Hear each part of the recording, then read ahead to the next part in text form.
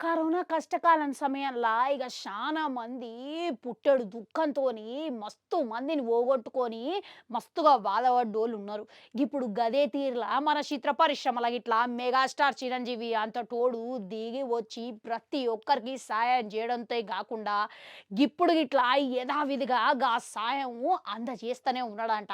ముఖ్యంగా ఎవరైతే పరిశ్రమల చాలా పేద ఆర్టిస్టులు ఆదుకోవడంలా ప్రత్యేకమైన శ్రద్ధ చూపిస్తున్నాడంట. ఇక వాళ్ళ అవసరం మేరకు ఆర్టిస్టులకు వైద్య చికిత్సతో అందించడమే కాకుండా ఇక వాళ్ళకి ఆర్థికంగా గిట్లా సహాయం చేస్తా పోతా ఉన్నాడంట. ఇక అందులో ఇప్పుడు తెలుగు చిత్ర పరిశ్రమలే కాకుండా తమిళ చిత్ర పరిశ్రమల గిట్లా ఎవరైతే కష్టంతో వస్తారో వాళ్ళ అందరికీ గిట్లా తన వంతు సహాయం అయితే చేసుకుంటా వస్తున్నాడంట. ఇక అన్న నా ప్రాణం కాపాడిండని గిప్పటికే తమిళ ఆర్టిస్ట్ అయిన పొన్నాబలం ఇటీవల ఇంటర్వ్యూలో మనకు చెప్పిన విషయం తెలిసిందే ఆయే. ఇప్పుడు గదే తీరుగా అన్న ఏ విధంగా నన్ను కాపాడిండు అని వివరించిండంట. అయితే ఆయన అనారోగ్యంతోని బాధపడుతున్న సమయంలో యశోద ఆసుపత్రిలో చికిత్స చేపించిండ్రని ఆర్థిక సాయంతోని గది ఇట్లా అక్షరాల 65 లక్షల వరకు ఖర్చంతా మెగాస్టార్ చిరంజీవే భరించిండు అని ఆయన వివరించారు. ఇక చూసిరు కదా, ఇక ఒకటా రెండా 25 లక్షలంటే ఆషామాషి ఏం కాదు. అయినా కానీ తన వంతు సహాయం చేసేటందుకు ముందున్నాడంటే చాలా గొప్ప మనిషి అని చెప్పుకోవచ్చు.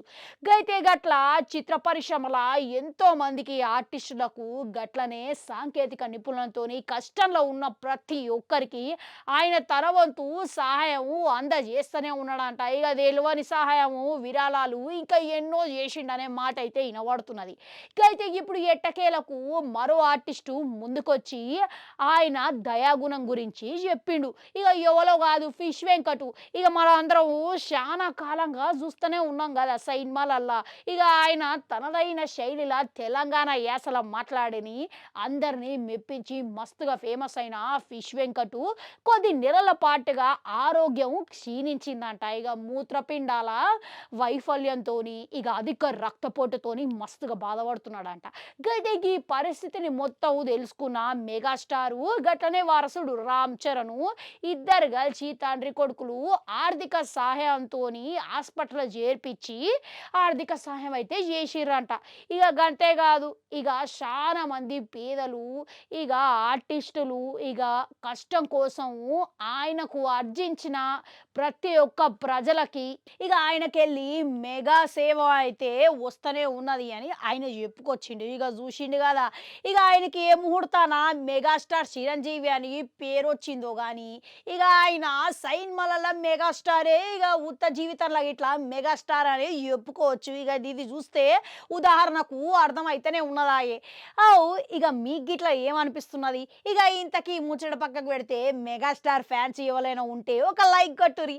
గట్లనే ఇక మీరు గిట్లా ఎవరికైనా సరే కానీ సహాయం కోసం వచ్చినప్పుడు చేతులు అర్జించినప్పుడు మీ వంతు సహాయం ఎంతో కొంత ఇక మీకు ఎంత చేతనైతే అంత ఇచ్చి పంపించాలని కోరుకుంటా. మళ్ళా కలుద్దాం.